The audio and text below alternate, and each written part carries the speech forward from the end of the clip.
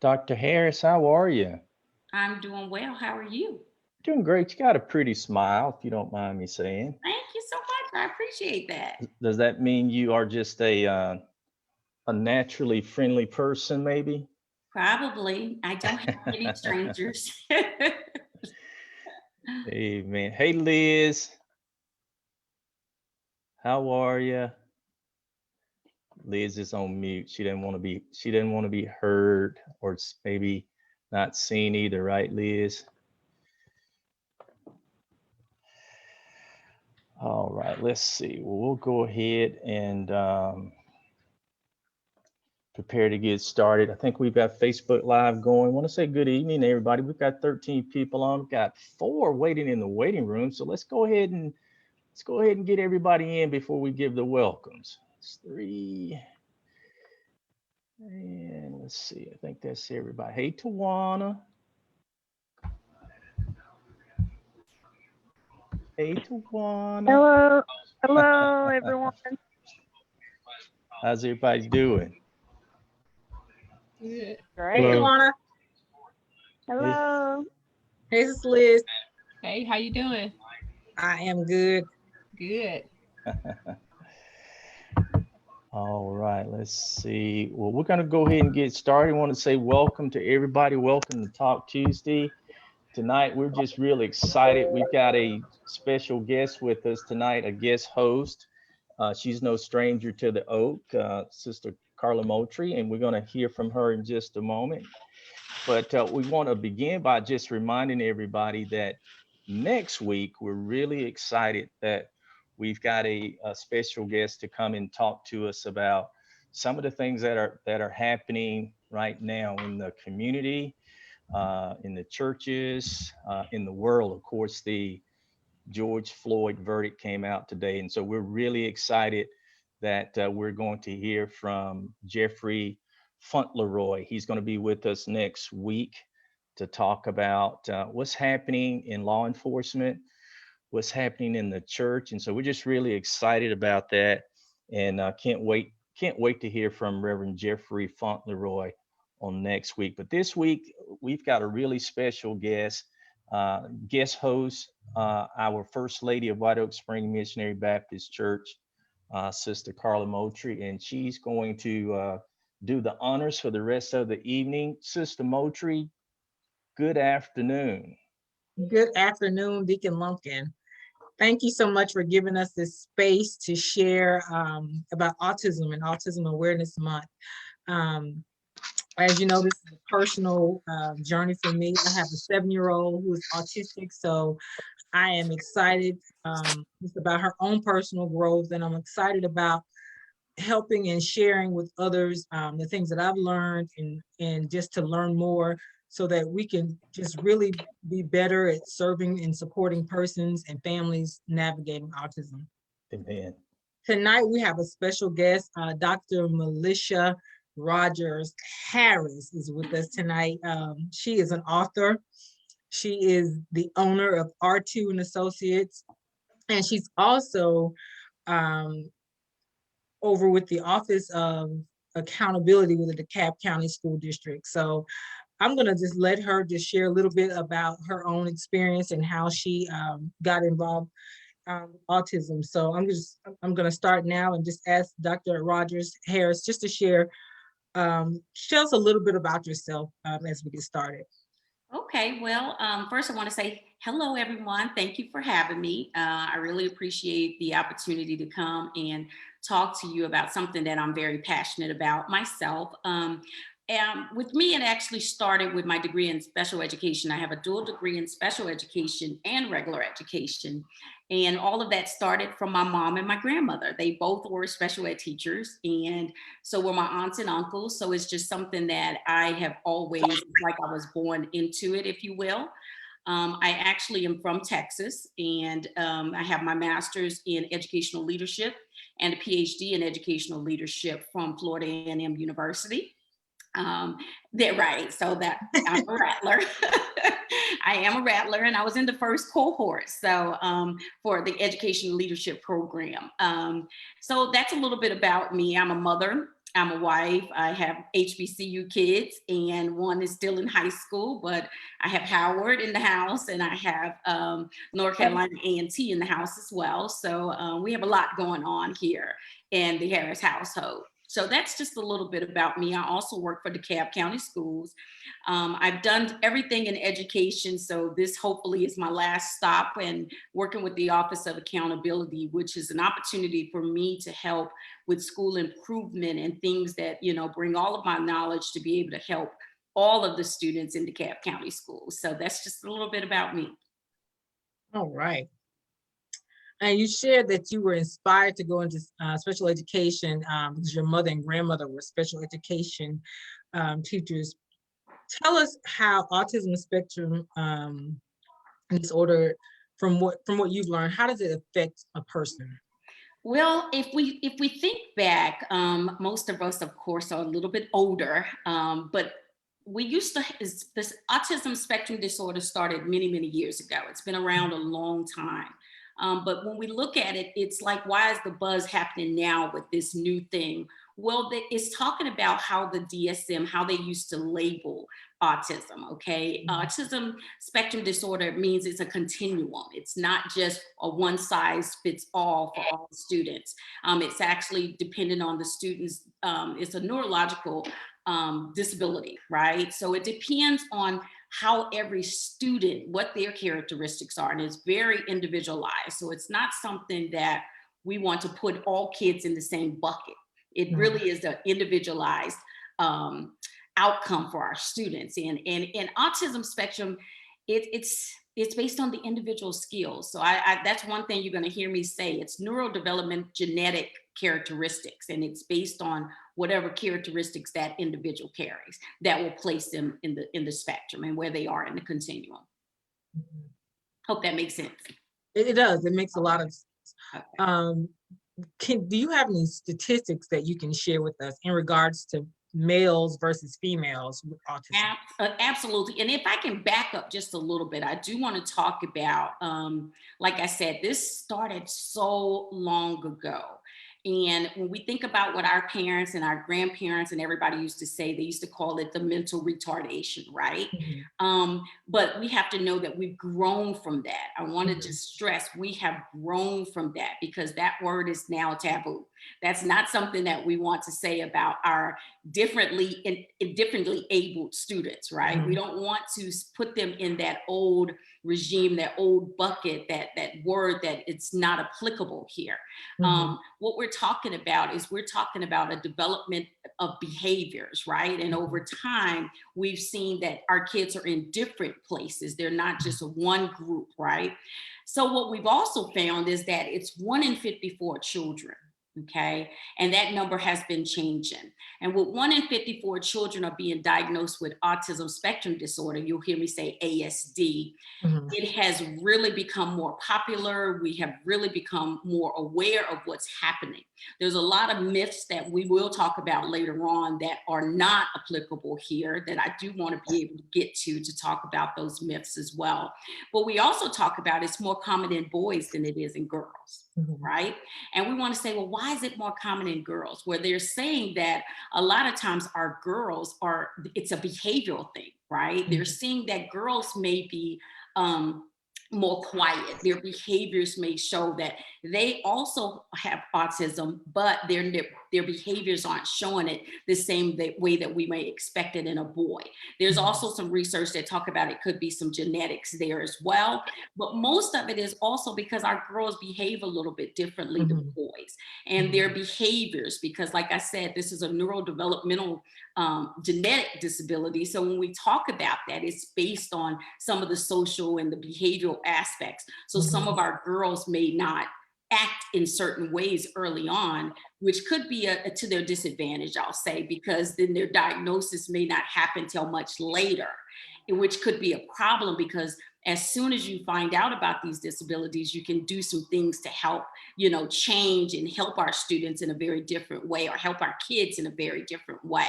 So the earlier the diagnosis, the better you will be. So we want to make sure that we take our kids to the doctor and that we're doing those milestone checks every year with the doctor. We want our community to make sure that they're going to the doctor and look at those very specific milestones, because when we go to those doctors early on, they're looking for some very specific things. Our kids aren't in daycare sometimes early on, and they're not in school yet. But the doctors will be able to be our first advocates to be able to notice some of these behavioral differences in our kids. That's good. That's very good. My daughter, we started noticing her changes around 21 months, and you know, she didn't have a lot of the typical symptoms early on. So it took us a while to get almost a whole year from when we started exploring if she actually had autism, because like you said, the behavior, she didn't have a lot of the typical behaviors. We were literally told, oh, well, she'll be fine. She's just not talking yet. You know, some kids talk later. Don't worry. And we saw it just just progress over for about a year, and eventually she had more symptoms, and we finally got the diagnosis. So, you might hear a lot of people saying, oh, well, they're just developmentally delayed. They'll throw that term around very loosely, but what does that mean? You know, we really have to start really working with our families, working with our doctors and our educators to say, what are some specific milestones we should see right now at 18 months, at 10 months, at 20 months? What are some of the things? And you want to go to those doctors that have checklists, and you want families to start researching. We should be seeing some kind of babbling. We should hear some kind of sounds. But if you don't know, you don't know. Yeah. Yes, that's good. That's really good. Now, tell us specifically, what experience have you personally had outside of the school system with autism? So for me, like I said, I was born in it. My mom used to take me to work. My grandmother used to take me to work. And like I said, that's when I started my love. And I thank, and I'm so appreciative to my grandmother and my mom, who's no longer with us, but they took me and they embedded that passion for learning about differences, right? Learning about we're not all the same, but we're all the same in God's eyes. And so how do we respond to each other? And I appreciate that. So that was my beginning, my passion to be able to just explore learning about the differences in people. And as I became an educator, I was like, I'm going into special ed because I love it. It's just something that I love, learning about our kids and how we can find the uniqueness in everyone and how to help them in a different way. So for me, because of that love and passion, I'm crazy, everyone said, I was a single parent at the time that I decided to start a group home for special ed kids. And at the time in Georgia, everybody was doing the Medicaid waivers and all of these things. There was a freeze on being able to open up group homes. So I was like, oh no, it was when the whole economy fell, right? It flipped. So at that point, I'd already gotten approved for most part for my group home before the freeze. And there was a kid that was going to be placed in my home. So at that point, it was like, okay, well, we can't open a group home, but what can we do? They were like, well, he can go to your home. I was like, okay, let's do it. Even being a single parent, it was so important to me to give this child that home. He was severely autistic. He was nonverbal. He had some other diagnoses as well, some schizophrenia, some this, some that, but he was from Bangladesh. And it was important to me to give my children, the same experience that I had with my mom and my grandparents. I wanted them to be able to understand and accept everyone, right? And to be able to learn how to experience kids that may not be able to speak. But when I tell you Muhammad was very smart, he was very bright. And my kids were able to experience that firsthand and be able to learn from his differences and what he was trying to say to us when he wouldn't say it. So it became something in my household that my kids were actually also just in love with learning. And that was important for me because that's something that's hard to teach without experiencing. It's very hard. Wow. So for me, that was one experience. Muhammad lived with us for, a little over a year before we moved to Dubai. I packed my kids up and moved to Dubai and wanted to learn a lot more there. And even then I learned that some of the behaviors that Muhammad was exhibiting was cultural, not necessarily from his autism. So it was a lot of learning taking place there. And so that was my personal, that I just have such a passion for it, that I wanted to also do it as a parent so that I can learn I knew the academic aspect of autism and working with special needs kids and the IEPs and all of the other stuff. But this was actually learning what a parent would go through as well, because he lived with me here as a single parent. So I had to find him daycare. I had to find him respite care. I had to find everything that you would have to do for another student, right? That was not differently able. So that was my experience. Wow. That's really amazing, Dr. Rogers Harris, because you said something that I wanted to jump right into next, was respite care. A lot of people that are navigating autism find themselves overwhelmed a lot, because of the inabilities of the children, or the differences. Right. And I'm actually in a Facebook group where I'm with a lot of moms, and I have found that the most common thing that they need, they're always saying they need a break, or they need respite. How do I get respite? And my husband and I, we've been talking about it ourselves. I mean, we have to get creative with our dates and everything, because it's really needed. Are there any services in the state of Georgia that where persons who are navigating autism can get respite care that you know of? Yes, and I will drop some in the chat, or I will also email those to you. I meant to do that before, but I'll get those to you as well. But you want to make sure that you get affiliated with some of the autism groups, and there's a lot of groups out there that will provide services and mommy and me type programs. And a lot of times it's people don't know about it, but the state has a lot. Right from the start has a lot. There's a lot of different connections there. It's Georgia Community, I can't think of a GGC. They have a lot. I mean, there's a lot of different opportunities, but for me, I can even say personally, daycare was very hard because I was a teacher. So I still needed before and after care. And you have to really go and find those places that are not afraid and willing to learn something, right? Really willing to have that passion and that care. For me, the lady that ended up doing respite for me was also trying to find a group home.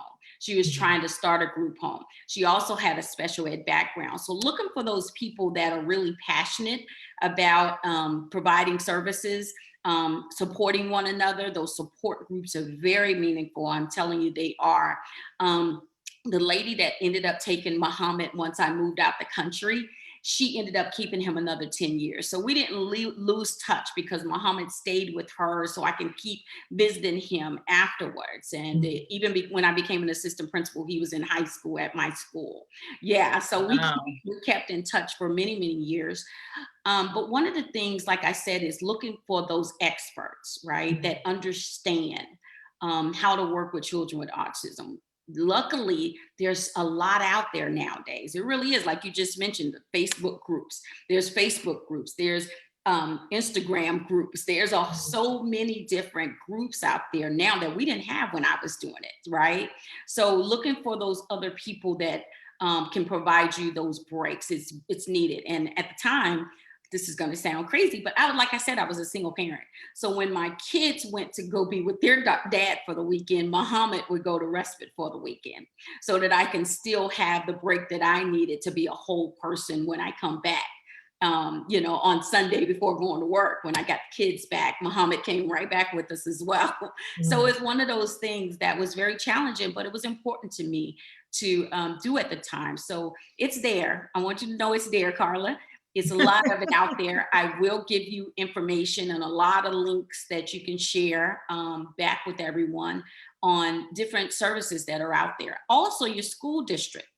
If you talk to the local school district, wherever you live, they know of a lot of different connections. The school social worker, the school counselors, those parents that are in those schools will also know of other respite care facilities and other opportunities out there to be able to help you. So don't be afraid to use your tax dollars, right? Make your tax dollars work for you and talk to the schools and get the support. Because if the schools don't directly know, the district office knows, okay? So they would have that information as well. That's great. That's good information. That's good information. Another thing, like you were saying earlier, years ago, autism was classified more like mental retardation, and we moved away from that. We Yes. definitely don't say that. I don't even think I've heard that in years. Oh, gosh. What is something that we can do to help educate family members about autism? Because I know a lot of times people just don't understand. I mean, sometimes people say things and they're sometimes insensitive, or just because they just don't know and they don't understand autism. What are some things that we can do to help educate and inform our families about autism? Well, I think we would start with making sure they understand that each child is unique and different.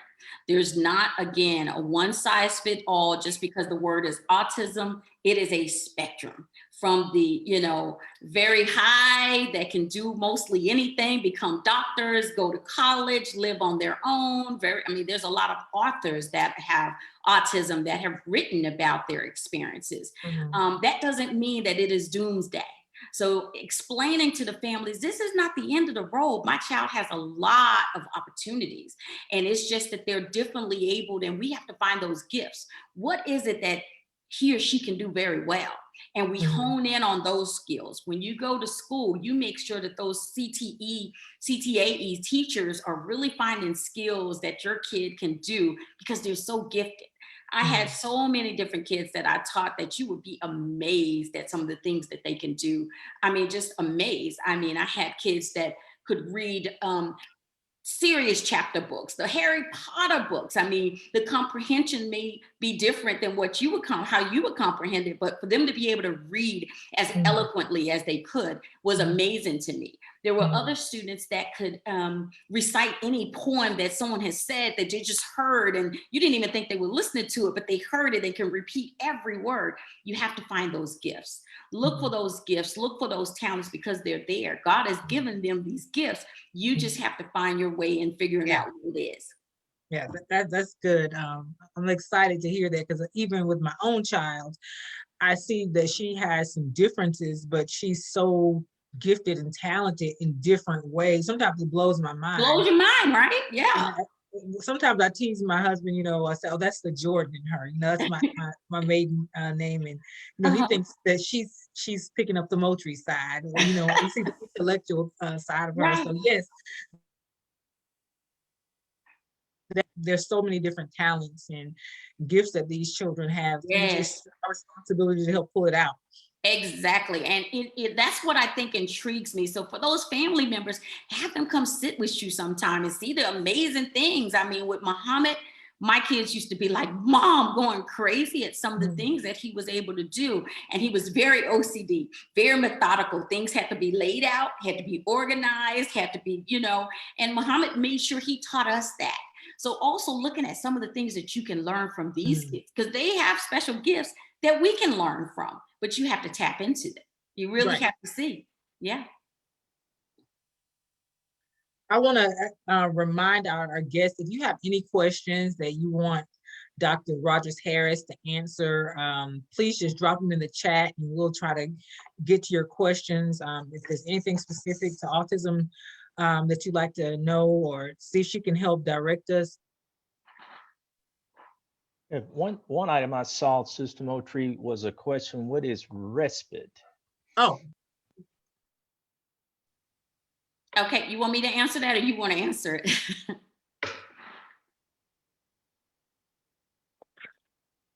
Am I frozen?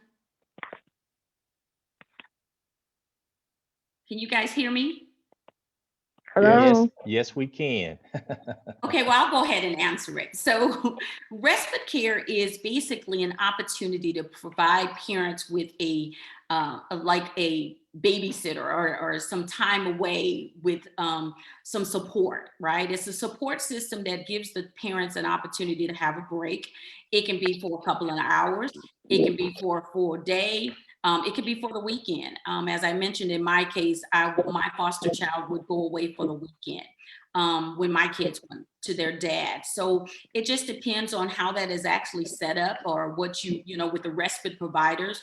There's a lot of respite providers when you look at when you go to some of these community centers that work with special needs children. They provide respite care, and they'll provide you a list of respite providers. So one of the things you want to find are who are the respite providers, which are basically those people that are willing to give families a break to have that opportunity to do something else, right? A lot of times during the holidays, you'll see that the respite care gets full relatively quickly. So you want to plan those in advance. But that's basically what it is. And I hope I've answered your question.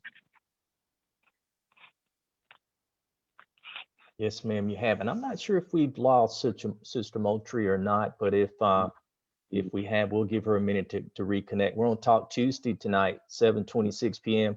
We have special guest, Melissa Roger Harris, who's given us an excellent presentation on autism, which is the focus for the month of April. We have some other folks on the line with us tonight as well.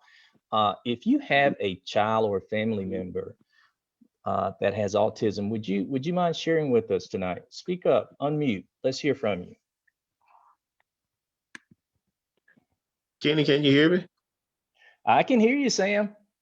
I was listening to what she was saying, and a lot of that stuff sounds a lot like my son's story about finding his gifts. And I'm gonna share something, and I hope it involves you. And I probably never shared this with you, Kenny.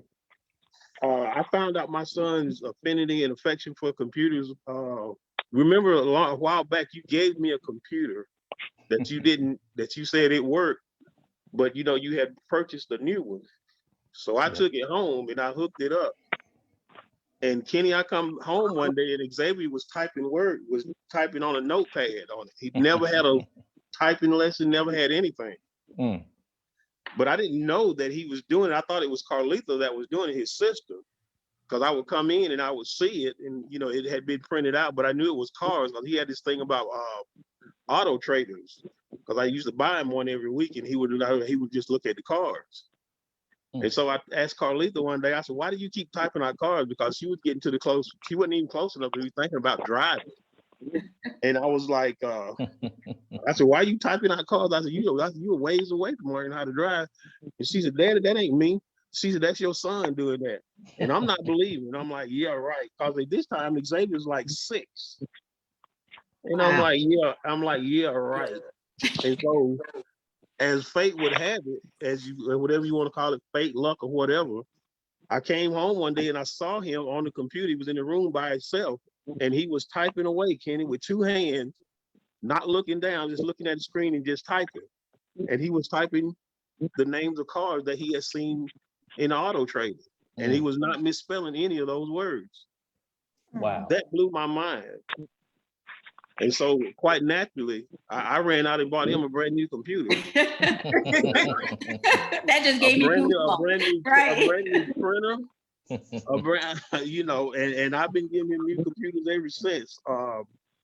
But that was, and I was like, wow, because that turned into a communication skill for him as well. Shout out to Mr. Jimmy Houston, who was over at Wanda Barrett Middle School. He really taught my son a lot. Those 2 years he stayed over there, he learned a lot. He learned how to sign language, because we had already been, doing that, getting over there, but he was signing. He was actually, when he signed, he would actually say the word. Oh, wow. And it blew my mind. So, and that was one of the things. I will say this, and to his mother, Jacqueline Price, because so like what was said here tonight, I didn't see what she was seeing because she was there with him all day, every day. I was leaving, coming back home from work. And like I say, he greeted me. He would run to the door, and he and I would just have a ball. And everybody knows it. My son he was born a big kid. He's never been small. I think right now he's 6'4", 348 pounds. Wow. But he's just as gentle as he can be and easygoing as he can be, and we thank God for that. But so I never saw it, but Jackie insisted that something was wrong. And one of the things that was touched on tonight, early intervention. So we got him into a program that's in Wanda. I think it's still intact. It's called Babies Can't Wait. Yeah. Yeah. A lady named Ellen Day. I never forget her. She was the one that directed us to the Market Center to get him evaluated. And his first evaluation was called PDD, which is called Pervasive Developmental Disorder, because they didn't want to say that the diagnosis was autistic because he was doing so many other things. Xavier was walking at 8 months, and his motor skills and everything were fine. He was not talking. And I was thinking, like people normally do, well, he'll talk later, because my daughter Carlita, she kind of had a delayed speech too. And so she really didn't start talking, till after her first birthday. So I'm thinking that that's what it is. But Jacqueline was, and like I said, I'll be forever grateful for her for insisting that we get him tested. And we did. And we went with the PDD, pervasive developmental disorder, for about 2 years. And then they finally came back and said that it was autism, because we had got him in speech therapy. And of course, I know about the IEP meetings and all of that stuff. And like I said, we stayed at the Market Center and up at Emory a lot to get him to where he is. And so his journey is what inspired a lot of what community service work that I do now. I started a podcast called Xavier's Journey, where I talk about some of the experience and some of the information that I find out. Because like you said, once you find out that diagnosis come back, I had a lot of questions with no answers. But I've got answers now. And that's part of why I started the Hope for Xavier Foundation. So I could, we put out a publication that talks about warning signs, where you can go to get your child evaluated, and a lot of the services that people provide too, because you want to try to have your child have as normal life as they can, be included in a lot of stuff. Because that used to be my problem. I didn't want people to exclude Xavier because they just naturally assumed that he couldn't do something. I always wanted him to have those opportunities.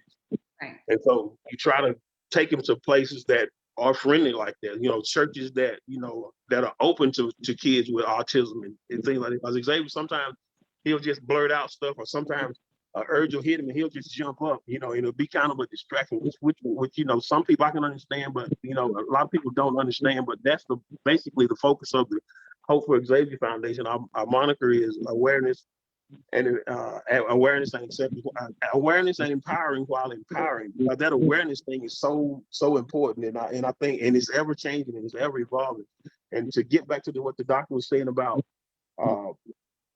when I bought a T-shirt, when Xavier first diagnosed, I had a T-shirt that said 1 in every 88 children will be born with autism. One of them was mine. It was just 2 years later that number had dipped to 1 in 64, and now, to hear what she was saying, it's down to 154, and it's trending in the wrong direction. Right. I think it's been around since if you go back, what I read, it was about Helen Keller. Yes. Yes. She was autistic, but they did not diagnose her as autistic. As I research now, because she was autistic as well, but they, like you said, they call it mental retardation. Some people even call it possessed and things of that nature. But yeah, that was just part of my story. I didn't want to hog up everybody's time. Somebody else may want to share too. So I love your story. That's awesome. I love it. Yeah, that was great. I'm sorry, I my internet died on me. But that was great, Mr. Hutchins. I really enjoy hearing you share your story about your son. I think I will definitely be reaching out to you in the future, some things that I'm working on. So I want to get your contact information as well. absolutely, I was thinking the same thing when I heard your story too, man. And I'm willing to help anybody. You gave me goosebumps. There's so many. Thanks for mentioning the PDB. Can't even get it out. PDP. Also, the Market Center and Babies Can't Wait. One of the things I wanted to throw out there also is, when you go and you're faced with these situations like Carla was, make sure you're adamant and persistent about getting that support. A lot of times we wait and we listen to the school personnel that they think that they know everything. You could get a second opinion, get several opinions, do whatever you can and to make sure that you get the opportunities, because a lot of times they want to sway you another way because the school has to pay for a lot of that. Okay? So don't let them sway you because of money. Make sure that you fight to go get all of those resources and all the support that you possibly can. because sometimes, depending on the schools, I used to work in Gwinnett County a lot. They may try to push you in a different direction, just, and blow you off. Don't let them blow you off. A lot of times it's just sort of be easier for them too. It's Yeah. because it's more convenient for them to do if you'll accept that way too. You have to be an advocate for your child, That's right. child. You absolutely do. And that's why I started my company as well, in advocating for kids, because a lot of times parents just don't know, and it's sad, and they're sitting there just wanting to pull their hair out, wondering, okay, what do I do now? Where do I go? And especially when they get to the school age, if they get to school age and they have not been diagnosed, they just don't know what to do. And a lot of times you don't want to have a young teacher, like he said. Those IEPs take a long time to write. A long time. They don't want to do all the paperwork. So you have to be your own advocate, and that's your right. And once you go into those meetings, you kind of want someone like me or Mr. Samuels that's been there to say, okay, what do I need to do? How does this work? Because in IEP they can write anything, but you need to really know your rights and make sure you're giving that parent's right book before you even go to the meeting. There's a parent handbook that you want to receive and read thoroughly before you even go to the meeting, so you'll know that that meeting is taking place the appropriate way. So there's a lot of advocates out there. I'm just one, but there's a lot of them that know this process and can help you through whatever you may need. One of the things that he also mentioned that I want to say that I love is computers and technology sometimes is your kid's greatest voice. Okay, so it's a lot of research with the stimming and the computer and the triggers and the from the computer, the way that they move really, really fast in the brain that stimulates autistic kids. So you definitely want to get some kind of technology to see, because you'll see a lot of times that those kids are gravitated to the motion and the quick movement in computers that we don't have, right? A lot of times our students become very stimulated, overstimulated, or need more stimulation. So you just have to figure out where your child is at that moment, because it changes from moment to moment. And sometimes if they're overstimulated, applying pressure on their back and holding them. And sometimes when they bring themselves chest to chest, that's an opportunity for you to rub their spine and make sure that you hold them so that they can get the stimulation that they need to calm down. That means that they're oversensitive right then. Okay. Yeah. And with Xavier, sometimes he does that to himself. He'll squeeze himself. Yes. Sometimes, and then some people think that he's actually hurting himself, and you have to explain to him that he's calming himself. Yeah. Because there's an urge that's coming over him, and she's trying to hold it, and they have to get him to understand that. And there's it's a place that I used to work for as a consultant called Habilitations. And Habilitations was based right here in Tucker. With the pandemic, I don't know if they're still there or what. I know they're still online. Habilitations has a lot of stuff to help students and children. It's like bean bags that can help with calming, and the weighted vest and the weighted, a neck pillow. It's a lot of materials there, or items there that can help with stimming and calming down, and some of the lighting that you'll see there to build your own sensory rooms in your home, or provide whatever it is that can help them be stimulated, understimulated, or wherever they are at that moment. Yeah. Wow, that's good. It's interesting that you were saying the holding them close and rubbing their spine. I have seen myself just do that to my daughter when she gets, thankfully we haven't had any episodes in a while, but she would get really frustrated, and I would, hold her close, and I found myself just rubbing her spine, and I would notice she would just calm down.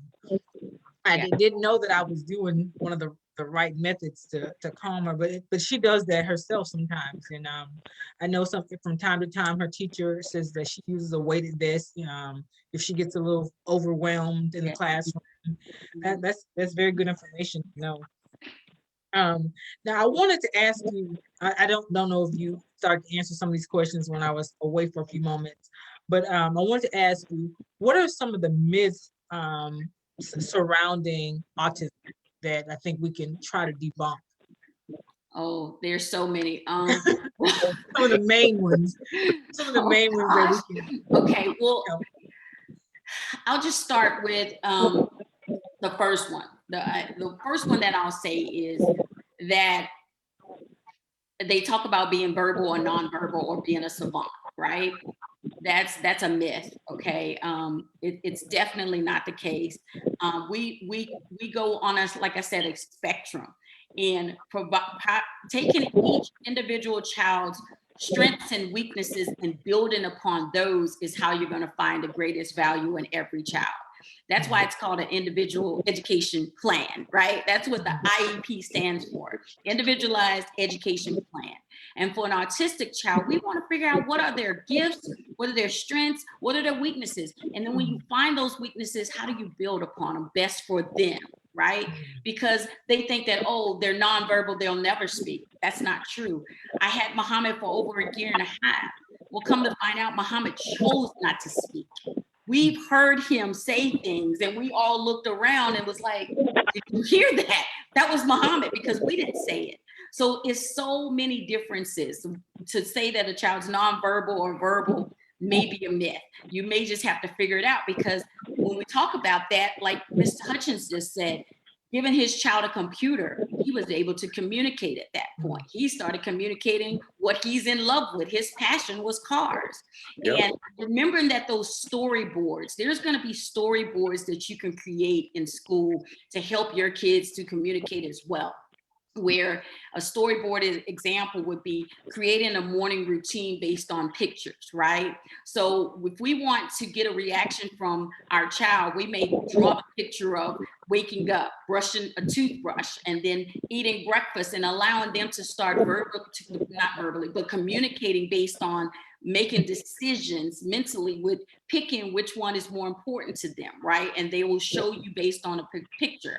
If you provide the storyboards in a computer, there's a lot of assistive technology out there. There's a lot of resources with assistive technology that can help build that communication in a different way. Mr. Hutchins also mentioned sign language. So that's a communication strategy, right? So there's so many different ways that we communicate. So we want to talk about how do we best communicate with each individual child, okay? Because it could be communicated in a different way. So that's one thing. There's a variety of deficits and ranges in the way we look at communication. Another myth is that I guess I would think that they couldn't get a job. That's not true. We just talked about Helen Keller. We just talked about so many different people that ended up, we know now, were autistic, but they weren't receiving the proper diagnosis, right? So autism, again, is, I'm going to say it 20,000 times, it's a spectrum. It goes from one end to the other. So it's no right, wrong, definite. You can't put them in a box, right? So with that being said, you cannot limit that their possibilities are there as far as being able to get a job, keep a job. And that's why, again, I say when they're in school, you want to make sure that they are finding what they like in those career technology courses, right? Because those are going to be very important. There's a lot of autistic children that ended up doing well in mechanics, right? They did well in baking and home ec. They did well in different classes that are CTE related. So you want to find what they love as they're growing up, and you want to push those things so that they can get better and better and grow. So to be able to say that they're not going to be able to work and be productive citizens, false. That's a myth. But they cannot form relationships. We know that autistic kids sometimes have social issues, right? Social emotional issues, depending on where they fit in that spectrum of what is personal to them. But at that point, you want to say, how do we build relationships? I can tell you one thing personally. My students were able to build relationships with everyone in that classroom in a different way because they knew and they sense things better than the rest of us. Absolutely. Oh my God, they sense, they know who to stay with, who's gonna give them the candy, who's gonna give them the hugs, who's gonna give them exactly what they need when they need it. And even my foster child, he knew not to mess with my daughter Sydney because she may spaz out on him. He knew if he needed a hug, my son Austin would give it to him. And he knew if he was in trouble with me, and you can tell by his face, these kids are very smart and very gifted. So know that relationships are formed in so many different ways, right? So when we talk about relationships, we can't get the myth of a relationship has to be the ideal that everybody in society says a relationship is. We have to really think outside of the box and grow from ourselves. It's a paradigm shift in our own thinking on what is truly a relationship, where they determine what a relationship is. They determine what it looks like. They will determine and pick and choose who shows them the love, and they can tell if you love them. They can tell if you're mad at them. They can tell every aspect of social emotion, right? So it's just building upon that. And sometimes those storyboards will also tell that story, creating pictures if it's a nonverbal child, for them to tell you what they need in that relationship. So that's another myth. When we talk about vaccines, a lot of older folks say, well, it was the vaccines. It was the vaccines. Yeah, Well, that was. well, there's a lot of research to say that, some people say it's more the vaccine. Some people said it was the environment. We can say it was both. It's God's decision. At the end of the day, God made us all uniquely different. So nobody knows at this point. There's a lot of research to point in different directions. And for me, I just decided it is God's plan. I mean, because all the research could fight and contradict each other, right? But at the end of the day, it's what do we do now with the kids that we have now? And how do we best suit this individual child? The same opportunities or same things you do for one is not going to fit the other. And the same thing you do for that one may not work with the other one. So it's an individual situation and a case-by-case basis. And at the end of the day, it's what do we do now to make our babies grow and make our babies efficient and make them have everything that they need as far as verbally, as far as socially, as far as academically. What do we need to do to make sure that they can sustain themselves and eventually be as independent as possible? Okay, so I hope I answered a couple of the myths. I mean, I'm sure there's like 20,000 others, but I'm just trying to get the ones that I can think of off the bat. But those are the main ones though, because all the ones that you just spoke, those are the ones. Because when my son was first diagnosed with the diagnosis did come back with autism, his uncle was very adamant about it had to be the vaccine. It had to be. He was just bringing me paper after paper. You need to read this article, but I don't think that was. I don't look at my son as a mistake. I look at my son as a blessing. Yes. Is the way I look at my son, and I look at the way I was living my life before he came into my life. And I this is my testimony. My son came to save me because my relationship with God got a whole lot stronger once my son came. So my testimony will always be that he came to save me. That's right. And look how much you probably learned from him. Oh my God. And I continue to learn from him. And getting back to what you guys were talking about, relationships, they do absolutely. They determine what they decide is a relationship, and you adapt to that. That's what so much of the world wants them to adapt to us, but it's about us adapting to him. And you have to find your way in, because it's a world that they're in, but they let you in, but you have to recognize when they're letting you in. Yeah. And you find out what it is that they operate, what motive would they operate on. And I learned that my son operates on logic. That is the basis for everything that he does. It has to make sense to him, or he's not going to do it. Case in point, I've got 2 trash cans that I got, and I can get him to take one to the curb, but I can't get him to take 2. Because he'll take that one with no problem, and he'll come back and I say, okay, now take the other one. He'll look at me, and what he's saying to me is, there's 2 trash cans, there are 2 people here. I took one, you take one. That's his logic. Right. And that's when I understood. I said, that is what he's operating on. If it makes sense to him, he will do it. And that's what I tried to translate to the school system with them. I said, it has to make sense to him. I said, if you can make it make sense to him, you're not going to have a problem with it. Case in point, and to learn how to decompress when they do get oversensitized. I took him to a basketball game. I'm a big Lakers fan, and the Lakers happened to be in town. They were playing the Atlanta Hawks. And of course, I took him, and of course, he big crowds is another thing that he was kind of scared, but he stayed close to me. And so, of course, when Shaq comes down, hits one of his monster dunks, the place erupts. and it Mhm. scares him half to death, and he jumps in my arms. And this is what it get back to what we were saying earlier, that I found out, and when I grabbed him and I hugged him, I said, "I got you, I got you." Those two words calmed him down. Mhm. And I went home and I told his mom, I said, and now he has seizures. And that's one of the words that he looks for when we pick him up after he has a seizure, hold him, we say, "I got you." That calms him. Yeah.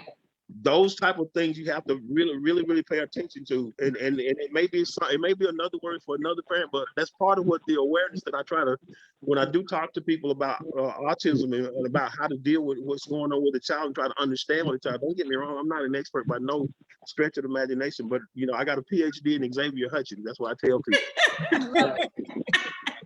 But I'll share my story with them, and you can take parts of it and relate it to you, because again, early, and the thing that we stress at the Hope for Xavier Foundation, when we have our Black Gay Tie Gala, when we go to pop-up shops or whatever, one of the things that's in the publication that we put out is our early intervention. Do not reason away not to take your child, because that is what saved Xavier, gave him the quality of life that he's able to enjoy now, was that early intervention. And again, I give all the credit to his mom for doing that, for insisting, because again, I didn't see, he was interacting with me, but she was saying that he was just not making the eye contact and all this other stuff. And he was like 1.5 when we got him into the Babies Can't Wait program.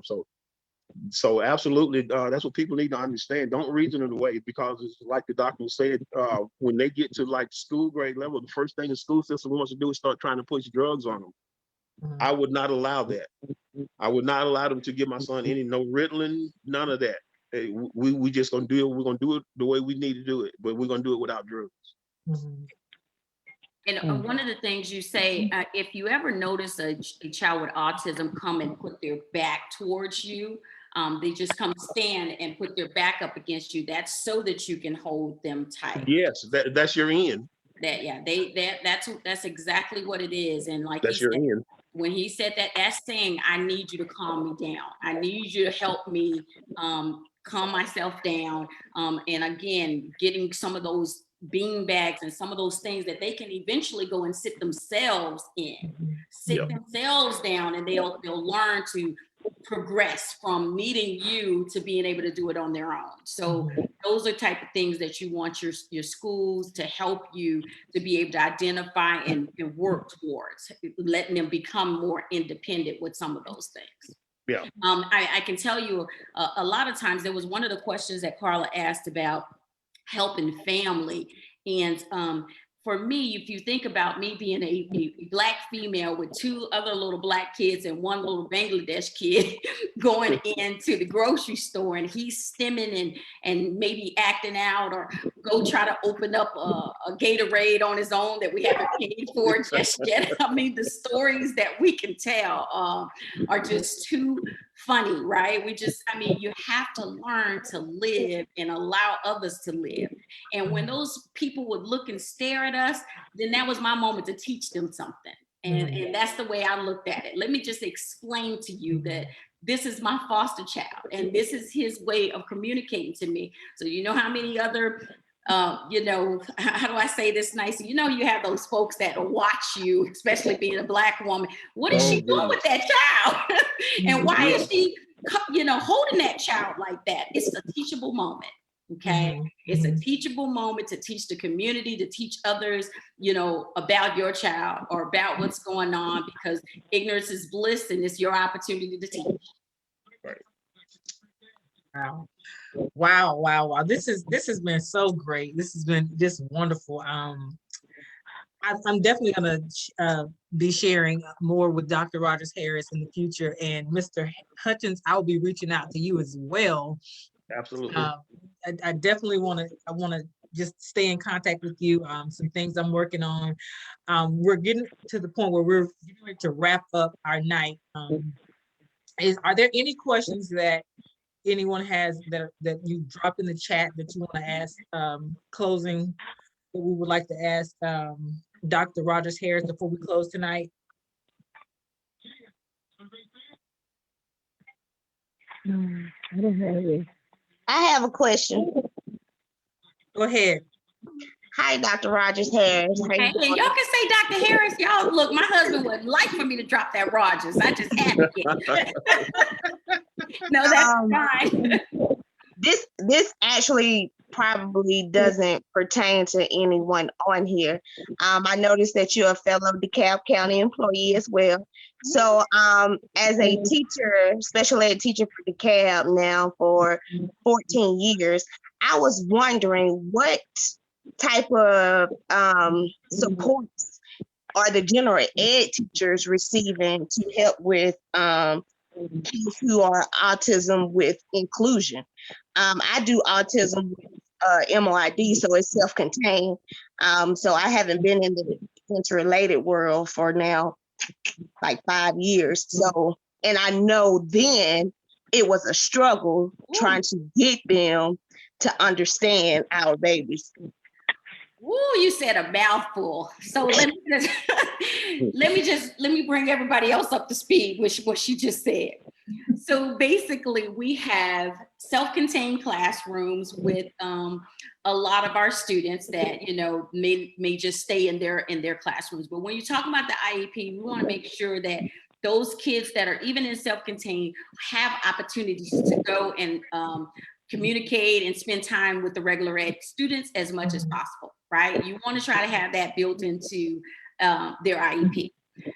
When she talked about interrelated, those are some of our babies that spend most of their day in the regular ed classrooms trying to navigate the regular ed schedule, if you will. And a lot of times, I can tell you some of the teachers, they were mad at Dr. Harris because Dr. Harris does not play that when it comes to my babies, okay? And so when you go to those classrooms, the teachers, like I was at Chamblee High as the assistant principal over special ed, okay? That was one of my schools. And in that schools, the special ed teachers were kind of used as the secretary to take the role or take the attendance, and that's it. So our babies were failing. Our babies were not passing their classes because they weren't following some of the IEPs that they needed to follow. This is a safe place, so I'm just speaking. But it's your time as the special ed teacher to become those kids' advocates.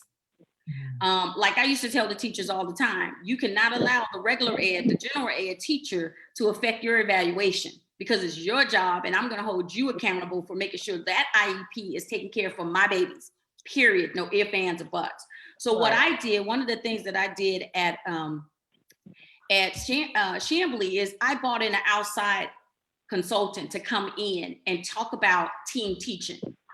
Because team teaching changes, it shifts everything from just being the teacher teaching biology and we're just the sidekicks in the classroom. That's not acceptable for the special ed teacher, and that's not acceptable for my babies, right? And if you're a parent that has kids that are sitting in an inclusion classroom, you want to make sure that it is an inclusion classroom. And that inclusion classroom should be a team taught classroom where they're either working in stations, but it's not just the teacher with the sage on the stage, right? It is where we're working in stations or we're working in groups, right? We're doing something different. The team taught methodology is what's going to help you. I'm sorry, I can't catch your name, but my fellow DeKalb County employee, the team going into those classrooms and making sure that it is a truly team taught situation is going to be your best way to go. I would say the station teaching is better. And making sure that you are able to separate those kids, because some of our autistic babies are going to be overstimulated in those large groups.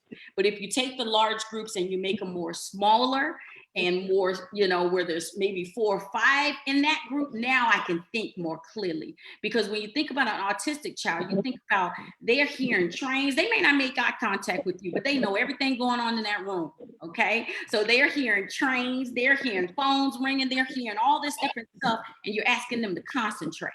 So making a smaller group within those large groups sometimes can help you tremendously, all right?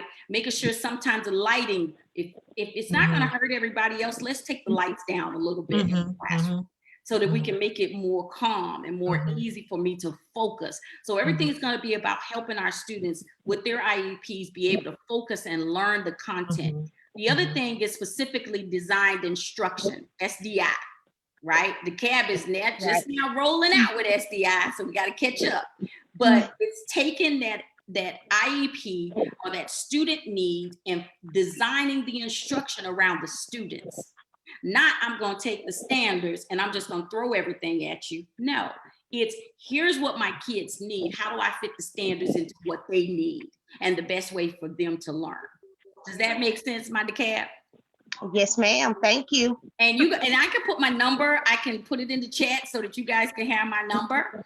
And anyway, so that you can contact me at any time. I know most of the people in the special ed department. So anytime you need me, I'm there. Okay. And this is my cell phone number and I'm posting it right now. Let's see if you get it. Let me know if you guys can get it in the chat. I will send you an email on Office 365. Okay. And it's gonna be Harris on there because you know we have another Melissa Harris that just joined the team as the deputy superintendent. So I keep getting all her emails. So I think if you can see it in the chat, just let me know. Can you see it, Carla? I can't see it. Can anybody see it in the chat? I put it in the chat, my direct phone number. Yes, ma'am. We got it. Okay. Oh, I have it now. Okay, and I'll send Carla some more information that you can share with everybody as well. But it's so many different ways to this thing. So I hope I'm answering your questions. Awesome.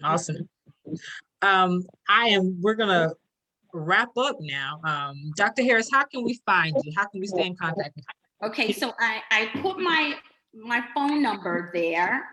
I will also put my my consulting company is R2 Education Associates at gmail.com.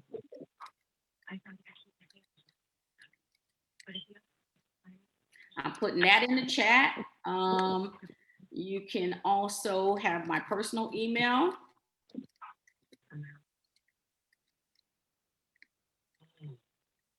And I'm happy to work with anyone at any time. This is my passion. This is what I do. So Carla will have all of my contact information. I've also added it here. But anytime that I can be of service to talk about this is what I love. This is what, you know, like I said, I was born into doing this, and it's just giving back to me. This is part of, you know, what I can do to give back and support all of those that, you know, need to learn more about helping our babies. So this is important work to me. Well, thank you so much again, Dr. Harris, for being here with us tonight and sharing. Thank you so much, Mr. Hutchins, for sharing your journey with us. And as I said, I will definitely be in touch with you. Look forward to it. I mean, we're all in this together, and I'm just really excited about what we've experienced and learned tonight, and how we can grow and better serve families navigating autism. And I'm going to ask my husband, Pastor Moultrie, if he would just close us out in a quick prayer. Quick prayer. Amen. Let us pray. Heavenly Father, we thank you so much for all of the information that was shared tonight. We thank you, Lord, for Dr. Harris and for her passion and zeal and love, God, and how you have positioned her for such a time as this and now to be a blessing to many to learn about special education and autism. Bless all the families that were on this call tonight, God, and I pray that we have information and we have strategy to even be a greater gift to our children. Thank you so much. In Jesus' name we pray. Amen. Amen. And thank you Amen. again. Thank you again, Deacon All right, Lumpkin, thank you. for giving us this space tonight.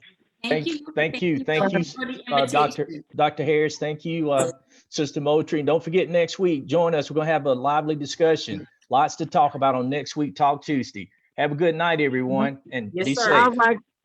Good Have a good night. Good Good night. night. Beautiful discussion.